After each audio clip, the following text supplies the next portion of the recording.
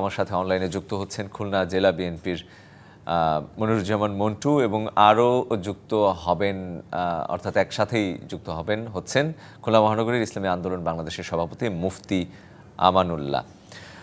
আমানুল্লাহ এবং মনিরুজ্জামান মন্টু দুজনকেই অসংখ্য ধন্যবাদ এবং স্বাগত জানাচ্ছি। আমি মুফতি আমানুল্লাহ, আপনাকে দিয়ে যদি শুরুটা করতে চাই, নতুন বাংলাদেশের যে স্বপ্ন কথা বলা হচ্ছে, অভ্যুত্থান পরবর্তী সময়ে 1 বছর ধরে আমরা শুনছি, নির্বাচনের তফসিলও ঘোষণা হলো। নতুন বাংলাদেশটা গড়তে আপনারা আসলে নতুন বাংলাদেশ বলতে আসলে কি বলতে চাইছেন বা কি বুঝবেন বা কি বলবেন ভোটারদের নির্বাচনে আনার জন্য বা আপনাদেরকে ভোট দেওয়ার জন্য কি বার্তা দিতে চাইছেন নতুন বাংলাদেশের? আসসালামু আলাইকুম ওয়া রাহমাতুল্লাহি ওয়া বারাকাতুহু। ধন্যবাদ বিবিসি চ্যানেলকে আজকে এই আয়োজনের জন্য। ইংলিশের দর্শক শ্রোতা যারা রয়েছেন তাদের সকলকে ইসলামী আন্দোলন বাংলাদেশের মোশাররফ আলীর চন্দ্রমালের পক্ষ থেকে সকলকে শুভেচ্ছা জানাচ্ছি। আমি আপনি জানতে চেয়েছেন যে নতুন বন্দোবস্ত, নতুন বাংলাদেশ হিসাবে আমরা কি, আমরা নতুন করে বাংলাদেশ এভাবে বুঝি, বিগত 54 বছরে বাংলাদেশে স্বাধীনতা উত্তর যে ইতিহাস, এখানে যারাই ক্ষমতায় এসেছেন, যারা ক্ষমতা পরিচালিত করেছেন, বাংলাদেশের মানুষের কাঙ্ক্ষিত শান্তি, মুক্তি, স্বাধীনতা অর্থাৎ সর্বত্র আমরা বৈষম্য, আমরা অবিচার করছি, আমরা মানুষের জননিরাপত্তা, যেটা মানুষের মৌলিক অধিকারগুলো তারা দিতে যাচ্ছে। তো আমরা চাচ্ছি যে অনবুত্থান পরবর্তী বাংলাদেশ জি মুফতি আমানুল্লাহ, আমি আপনাকে ঠিক স্পষ্ট শুনতে পাচ্ছি না, একটু যদি আপনার ডিভাইসের কাছে এসে কথা বলেন, আমরা মনে হয় আমাদের আলোচনা আরো বেশি পরিষ্কার শুনতে পাবো। জি বলুন। আমরা নতুন বাংলাদেশ হিসাবে এটাইতে চাচ্ছি যে স্বাধীনতার বর্ণবৎসরে স্বাধীনতার যে স্লোগান ছিল, বৈষম্য মুক্ত দেশ গড়া, বিচার নিশ্চিত করা, মানবাধিকার নিশ্চিত করা, তো আমরা এগুলা 54 বছরে আমরা পাই। তারা এই ক্ষমতায় ছিলেন, তারা মানুষের মৌলিক অধিকার নিশ্চিত করতে ব্যর্থ হয়েছেন বলেই মানুষ মনে করছেন। অবস্থান পরবর্তী বাংলাদেশে যেন মানুষের সেই মৌলিক অধিকারগুলো যাতে নিশ্চিত হয়, বৈষম্য মুক্ত সামনের বাংলাদেশ যাতে হয়, যদি সর্বশ্রেণীর মানুষের মধ্যে মৌলিক অধিকার নিশ্চিত করা, এটাই নতুন বাংলাদেশের। জি মুফতি আমানুল্লাহ, ধন্যবাদ আপনাকে। আমি একটু মনিরুজ্জামান মন্টু, তিনি আমাদের সাথে যুক্ত আছেন। মনিরুজ্জামান মন্টু, শুনতে পাচ্ছেন নিশ্চয়ই আমাকে? আমরা মুফতি আমানুল্লাহর কাছ থেকে শুনছিলাম। জি, বিএনপি কি আসলে একটি দুর্নীতিমুক্ত বৈষম্য বিরোধী বাংলাদেশ গড়তে পারবে কিনা, এই ব্যাপারে কতটা আশাবাদী? ভোটাররাই বা কেন আপনাদেরকে বিশ্বাস করবে? এই বিষয়টা আমরা 100% আশাবাদী।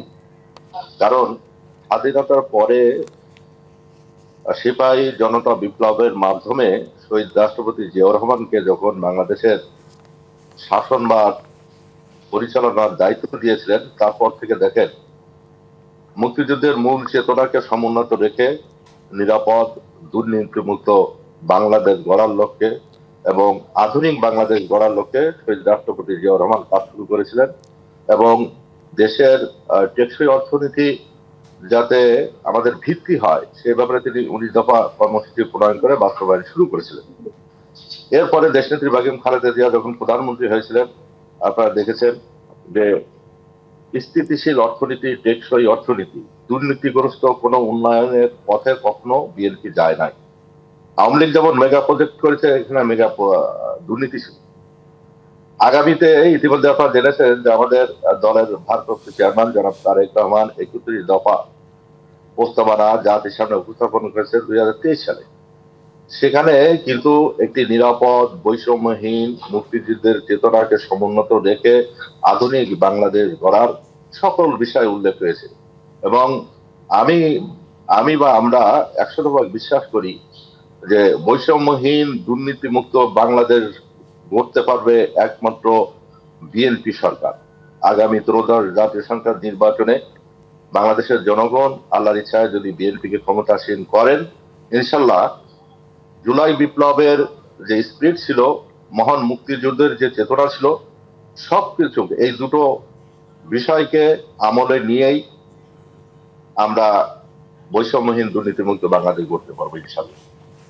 জি, মনিরুজ্জামান মন্টু, যদি আরেকটু জানাই, একদম সবশেষ যেটি জানতে চাই, আপনাদের আহ, আহ, আপনাদের নেতা তারেক রহমান তিনি দেশ গড়ার একটি পরিকল্পনা নিয়েছেন, কর্মসূচি নিয়েছেন, সেটির নানা আয়োজন চলছে এবং 31 দফা বাস্তবায়নের কথাও যেটি বলা হচ্ছে। এই দুটি বিষয় আসলে কিভাবে জনগণের কাছে পৌঁছে যাচ্ছে বা কোনোভাবে পৌঁছাতে পারছেন কিনা, সংযোগ তৈরি করতে হ্যাঁ, পারছেন কিনা? অবশ্যই আমরা পৌঁছাইছি। আমরা অনেক আগে থেকেই 31 দফায় কি কি উল্লেখ রয়েছে এবং এই দফাগুলো বাস্তবায়ন করলে কি সুফল পাওয়া যাবে জনগণের মধ্যে ব্যাপকভাবে আমরা প্রচার চালিয়েছি। এটা ওয়ার্ড, ইউনিয়ন, গ্রাম পর্যায়ে, বিশেষ করে খুলনা জেলার কোনো ওয়ার্ড বাকি নাই, দুঃখিত, এর প্রচারে আমাদের অঙ্গ সংগঠনগুলোও করছে। এবং আগামীতে যে দেশ গড়ার পরিকল্পনা যে কর্মশালা চলছে, এখানে আমাদের অঙ্গ সংগঠনদেরকে সম্পৃক্ত করা হয়েছে বিএনপিকেও। যেমন আগামীকালও কয়েকটা বিভাগের কর্মশালা রয়েছে। মূল কথা, আমাদের প্রিয় নেতা জনাব তারেক রহমান চাচ্ছেন যে প্রকৃতপক্ষে বাংলাদেশ একটি আধুনিক রাষ্ট্রে পরিণত, একদম যেখানে পরিষ্কার। দুর্নীতি থাকবে না। মনোজমান মন্টু, একটু থামিয়ে যদি শুনতে চাই, আপনারা বড় দল, দীর্ঘদিনের দল, আপনাদের প্রচুর নেতাকর্মী, তফসিল ঘোষণা হলো, আনুষ্ঠানিকভাবে বলা যায় যে নির্বাচনী ট্রেনে উঠে পড়েছে দেশ। নির্বাচনের ঠিক আগে কোনো ধরনের অন্তর্কন্দল আছে কিনা বা মতবিরোধ আছে কিনা বা আসলে মনোনয়নের ক্ষেত্রে কাউকে দিলে অন্য কেউ আসলে বিদ্রোহী প্রার্থী হতে পারে কিনা, মন খারাপ করতে পারে কিনা, বা একতাটা আসলে কতটা রয়েছে আপনাদের দলের ভেতরে অভ্যন্তরীণ?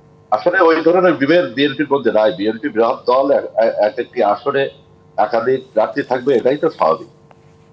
এখানে মনোনয়ন প্রত্যাশী একাধিক রয়েছে, কিন্তু যখন আমাদের প্রিয় নেতা নির্দেশ দিয়েছেন যে ধানের শীষ যার হাতে থাকবে ঐক্যবদ্ধভাবে তার পক্ষেই কাজ করতে হবে, অতএব আমাদের মূল লক্ষ্য হচ্ছে ধানের শীষ প্রতীককে বিজয়ী করা। মনোনয়ন প্রত্যাশীদের মধ্যে ক্ষোভ থাকতে পারে, মান অভিমান থাকতে পারে, ইতিমধ্যে আমরা অনেকটা নিরসন করে ফেলছি। আর ওই ধরনের অন্তঃকলহ বা বিভেদ বড় আকারে নাই দলের মধ্যে। একদম পরিষ্কার। দুজনকে অসংখ্য ধন্যবাদ আমাদেরকে আজকে রোড টু পার্লামেন্টে সময় দেওয়ার জন্য।